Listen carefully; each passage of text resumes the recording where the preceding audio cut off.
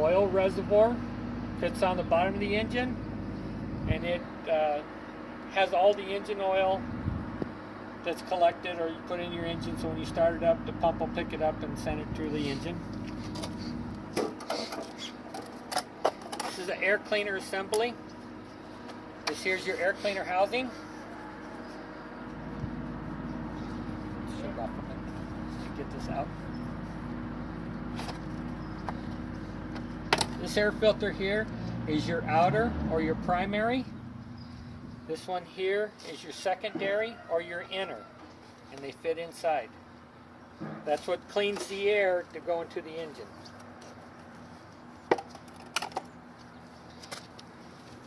You've got 4 bearings here. This here is a ball bearing. You see the little balls on the bearing.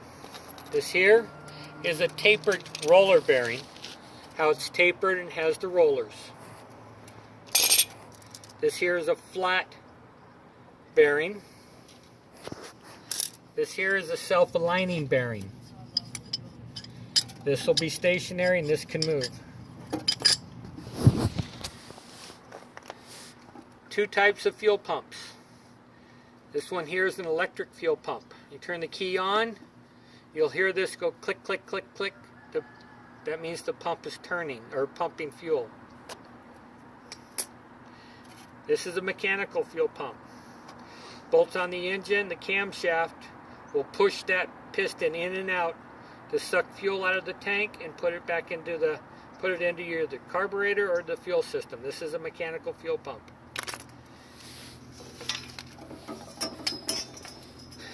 Clutch disc, clutch plate.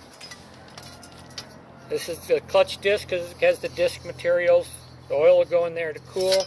They'll sit there, they'll ride together and turn freely, and it's used in transmissions and brakes. So if you apply and stop it, and that will stop the vehicle, or if you put it in gear, like in second gear or something, a piston will close this, so it'll engage a transmission gear.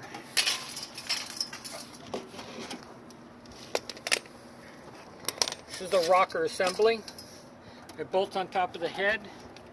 You have rods that go down from here to your camshaft, and it'll rock up and down to open and close your valves on your engine, your exhaust and your intake. And right here is where you adjust your valves. Turbocharger. Turbocharger mounts on the exhaust manifold. This port goes to the muffler. This port comes from the air cleaner. This goes to the engine.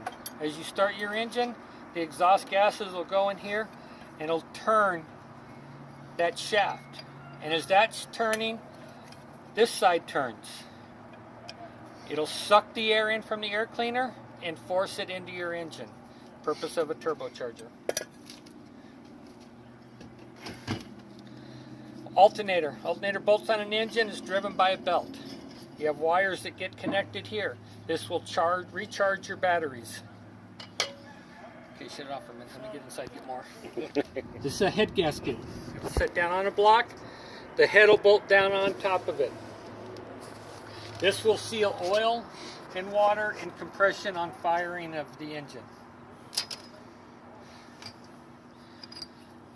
This is a piston. Piston goes up and down, what gets your power. It'll fire, it'll force the power down to turn the crankshaft. You have piston rings on here. The first one with the holes, that's the oil ring. Oil will be shot up in here to cool the piston, and it'll come out and lubricate the sides of the cylinder walls. These next 2 rings are compression rings. They hold the pressure when it fires. They'll hold the pressure to keep it from going into the engine. This is a wrist pin. The wrist pin will go through that and connect to the connecting rod, and the connecting rod will hook to the crankshaft.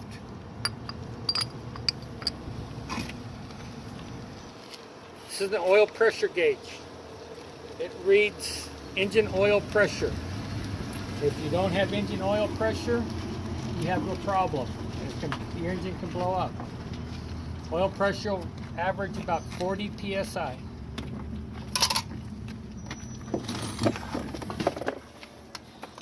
It's an engine oil cooler. It cools the engine oil. The engine oil will be in here, go in here one side and go out the other side.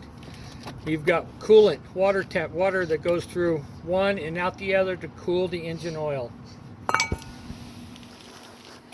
This is a thermostat or temperature regulator. It can regulates the engine oil or engine temperature, engine water temperature. At a certain degrees, it'll open up. The water will come out of the top of the engine into the top of the radiator and drop down the radiator and cool, and then goes back into the water pump. The radiator will cool approximately 10 to 15 degrees. Water pump. Water pump will be bolted onto the engine. Have a port here, goes into the engine. Have a pulley and a fan here. As this turns, it turns an impeller. It sucks the water out of the bottom.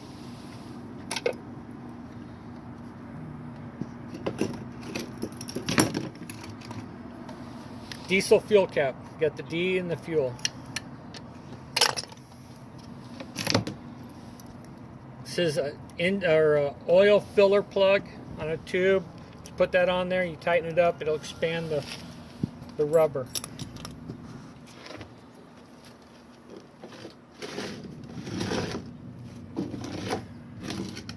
Shut it up for me. Okay, you got metric bolts and standard bolts. The way to tell the difference, if you look at the head at 10.9, that means a metric. That's a grade 8 metric, and the other ones are like 6.8 or something. And standard bolts will have these little marks. There's 6 of them on the head. That means that's a grade 8 bolt. Standard, and that's a metric. This one here, there's no marks on it. That's a grade 1 or grade 0. That's the type you get at Home Depot or at Lowe's, or it'll have 3 marks on it, and that means it'll be a grade 5. Now with standard bolts, there's 2 types of threads. There's coarse thread and fine thread. This is a coarse thread. You see how far the threads are? This is a fine thread, how close they are together. That's the difference, coarse thread and fine thread. This bolt right here is a plow bolt. It's used to bolt cutting edges on the gannon, on a bucket, or whatever. This will slide in the cutting edge. The cutting edge has got a square. That'll sit in the square. This will set recessed in the cutting edge, and that'll be tight while you tighten up the nut to tighten it up. It'll hold it. This is a circuit breaker, a push button circuit breaker. You've got a power wire here, and this goes to the system. In the event that it shorts out and touches ground, it'll trip this circuit breaker to protect the electric system.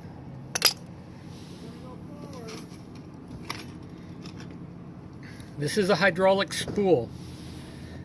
When you pull the lever back to lift the bucket, you move this spool, and it opens up a port like right here, and it'll let oil go to the cylinder to raise it. You push it in, it'll move another way, and another port will open up to lower it. This is a hydraulic spool valve. Spool. This is an electric solenoid block. You have power here that'll energize this. That'll open up a port to on the newer tractors. Everything's electric. It'll open it up to provide oil going to either raise something or lower something, but only when it's energized with electricity.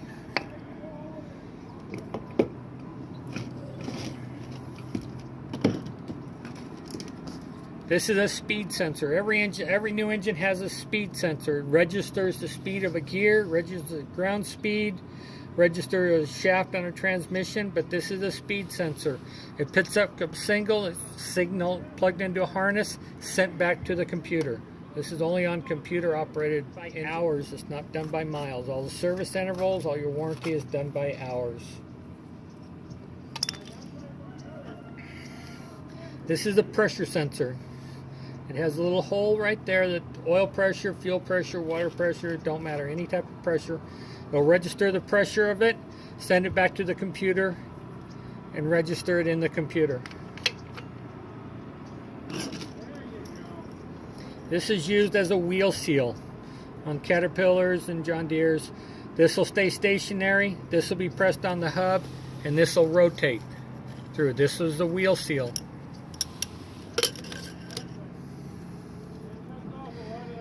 This is the lip seal. It's a crankshaft lip seal. It's got the little lip right there that seals on the crankshaft. This here's a wear sleeve that goes on it, and that little rubber can wear a groove on that wear sleeve. So you use the wear sleeve in place so you don't wear out the crankshaft. You wear sleeves pressed on the crankshaft, and then you put this crankshaft seal in there, and it seals the oil from leaking out.